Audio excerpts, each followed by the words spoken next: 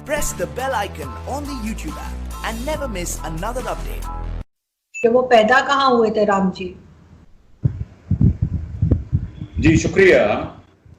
मुझे पता है कि आपने मुझे इसी मुद्दे पर इनवाइट किया है as an Indian who happens to be a Muslim. और सबसे पहले देश और दुनिया के सभी उन भारतीयों को जिन्होंने राम मंदिर के लिए संघर्ष किया, प्रार्थना करी, उन सबको बहुत बहुत शुभकामनाएं, बहुत बहुत मुबारक।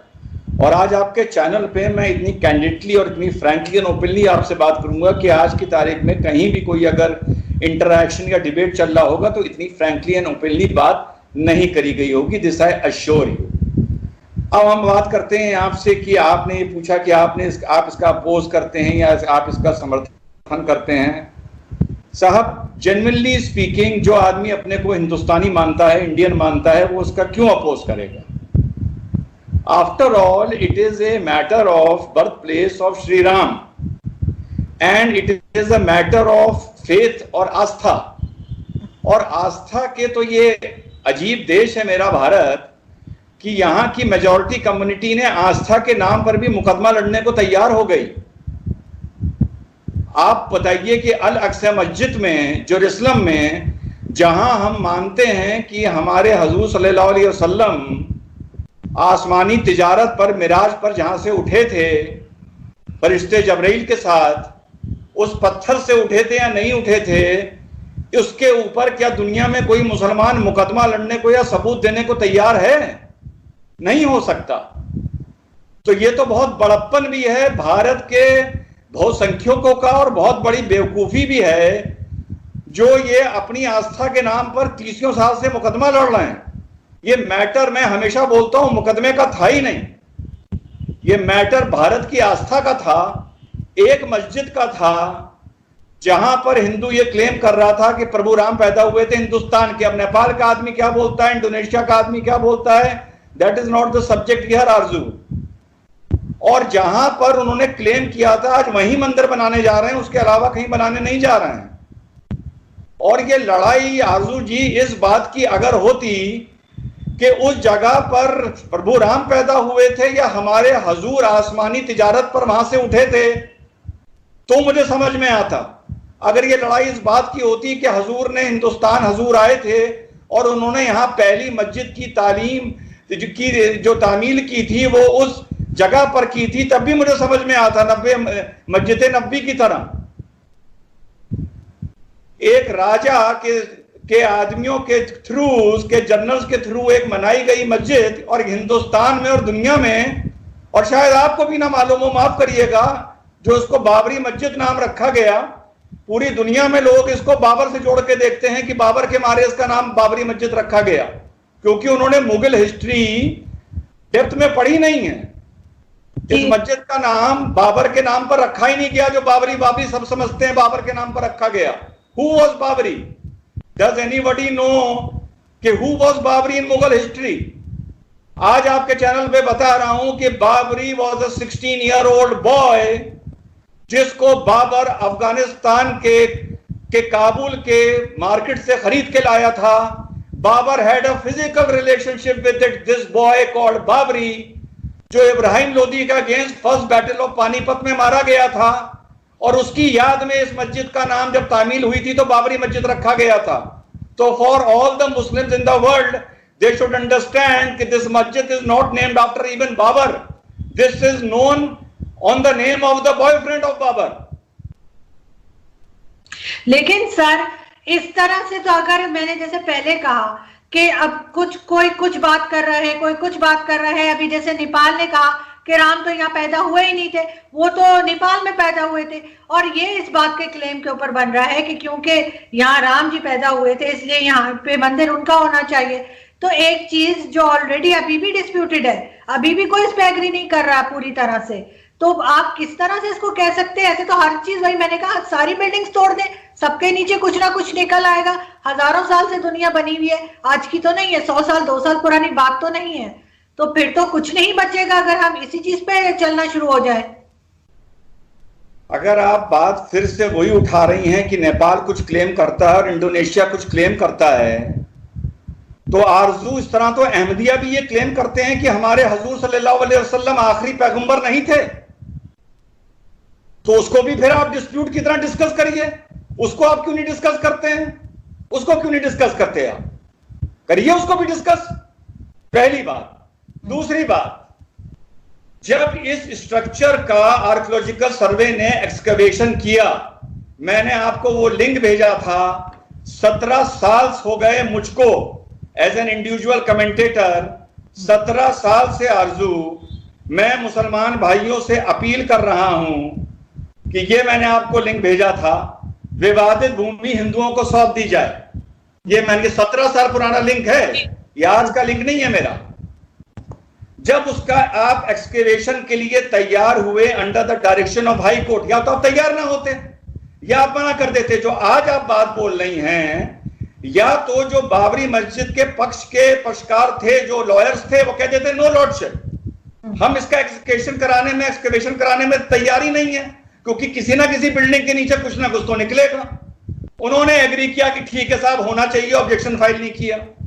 जब इसका एक्सकवेशन होता है तो अंदर से ऐसा नहीं कि कुछ भी निकल आता है, अंदर से बाकायदा पिलर्स निकलते हैं, 36 दीवार निकलती है, मैन मेड स्ट्रक्चर निकलता है, जो मुस्लिम संस्कृति एंड मुस्लिम कल्चर से ताल्लुक नहीं रखता है। बात समझिएगा, मेरा आर्गुमेंट आरजू ये नहीं है कि राम यहां पैदा हुए थे या वहां पैदा हुए थे, this is not my argument. क्योंकि जैसा मैंने आपसे बताया, मेरा आर्गुमेंट ये नहीं है कि हजूर यानी इब्राहिम अलैहिस्सलाम अपने बच्चे को कुर्बानी के लिए इस पहाड़ी पर लेके गए थे या जेरूसलम लेके गए थे, ये मेरा आर्गुमेंट नहीं है। मैं कभी भी फेथ पर आरजू आर्ग्यू नहीं करता हूं। जब उसके नीचे से स्ट्रक्चर निकला और वो मुस्लिम संस्कृति इस्लाम से जुड़ा हुआ नहीं था, वो राम जन्मभूमि थी या बुद्धिस्ट का कोई सेक्रेड स्थान था, या वहां पर कोई महल था, या वहां पर कोई सभागार था, या वहां पर घोड़े का तबेला था, चाहे वहां पर अस्तबल था, कुल मिला के वो जगह हमारी नहीं थी, मुसलमान की नहीं थी।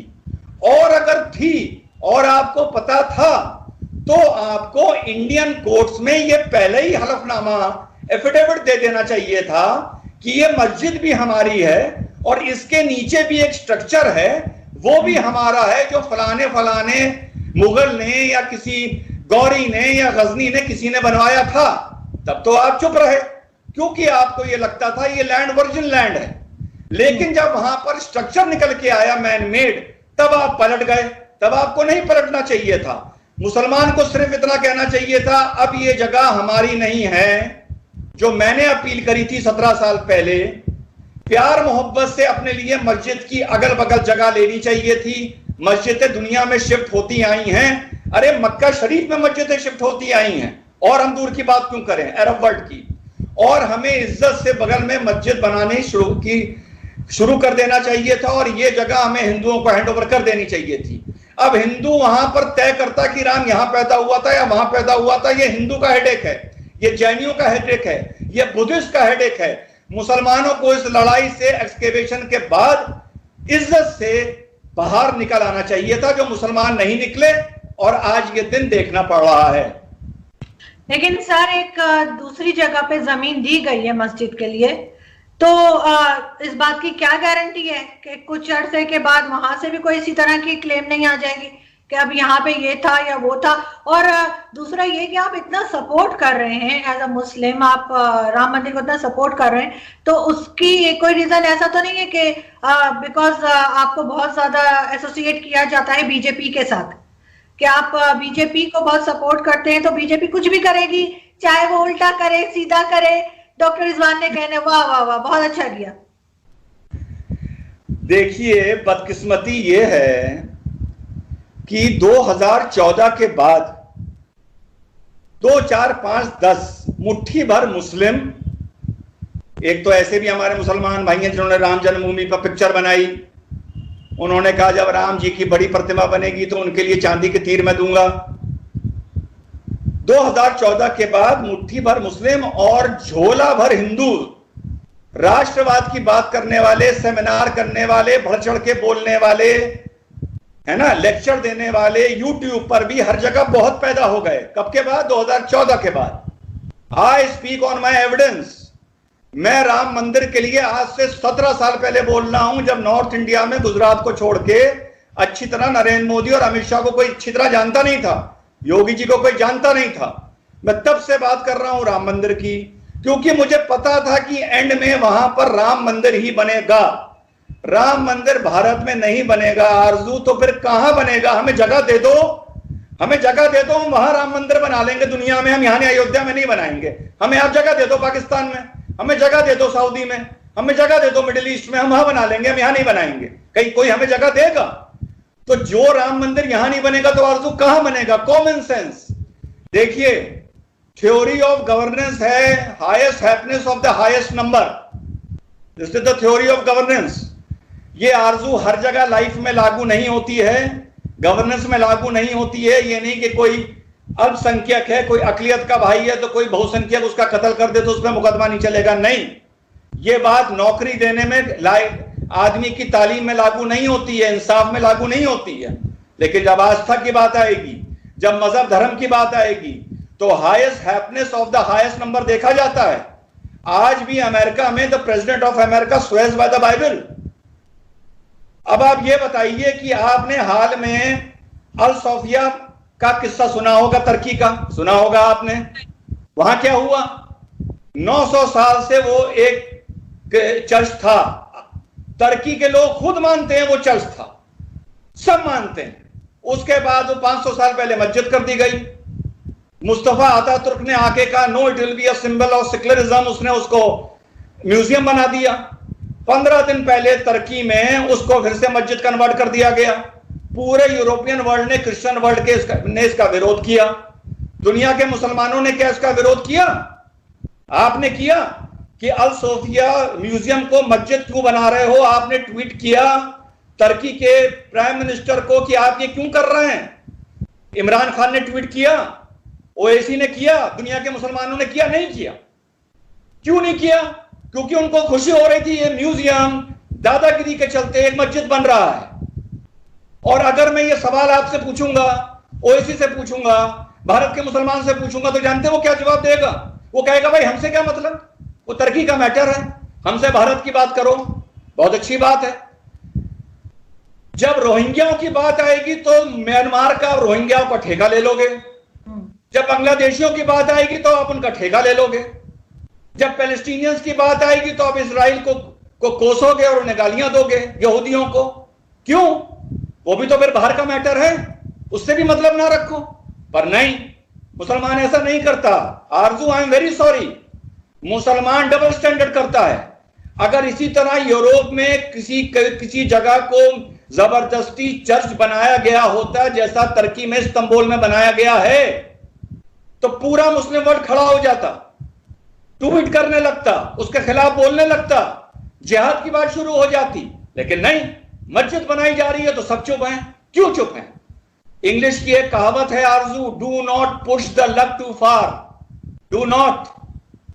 हम लोग Muslims as a community religion को लेके we try to be very assertive and we push the luck too far. And that is the reason के पिछले 25-30 साल में दुनिया में राइट विंग अपने पैर फैला रहा है, because of Muslims, because we push the luck too far. हम हमेशा अपनी अस्तीनें चढ़ाए रहते हैं। जब हम मेजॉरिटी में होते हैं तब हम अपनी अस्तीनें चढ़ाए रहते हैं, जब हम माइनॉरिटी में होते हैं तब हम आरजू अपनी अस्तीनें चढ़ाए रहते हैं। क्या दूसरे ने चूड़ियां पहन रखी हैं, दूसरे ने अपनी मां का दूध नहीं पिया है, दूसरे के जज्बात नहीं है? लेकिन सबसे कम तो मैंने ये मुस्लिम कम्युनिटी को ही देखा है जो किसी चीज में खड़ी नहीं होती एक दूसरे के लिए। मैंने कभी नहीं देखा कि मुस्लिम